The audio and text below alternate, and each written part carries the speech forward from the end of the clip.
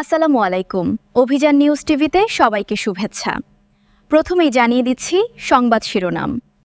Bangladesh স্ক্যালিওসিস research ফাউন্ডেশনের তত্ত্বাবধানে বিনামূল্যে স্ক্যালিওসিস অপারেশন।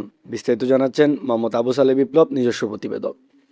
বাংলাদেশ স্ক্যালিওসিস রিসার্চ ফাউন্ডেশনের তত্ত্বাবধানে ঢাকার বাংলাদেশ স্পাইন অ্যান্ড অর্থোপেডিক হাসপাতাল আর্থিকভাবে অসচ্ছল পরিবারের 4 রোগীর বিনামূল্যে স্ক্যালিওসিস অপারেশন সম্পন্ন হয়েছে।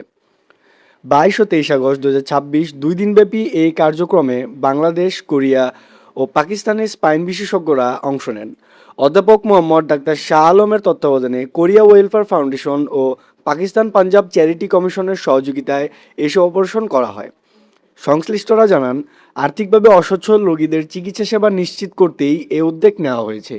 বিদেশি বিশেষজ্ঞদের মধ্যে কোরিয়া ও পাকিস্তানের স্পাইন ও অর্থোপেডিক সার্জনরা চিকিৎসা কার্যক্রমে অংশ নেন।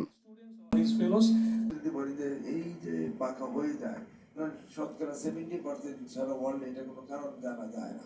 যেমন আমরা যে 4টা সার্জারি করলাম, 4টা কিন্তু কারণ নাই, এটা অটোমেটিক্যালি হয়ে যায়। আর অন্যান্য কারণ আছে, কিছু জন্মগত হয়তো তৈরি হয় না।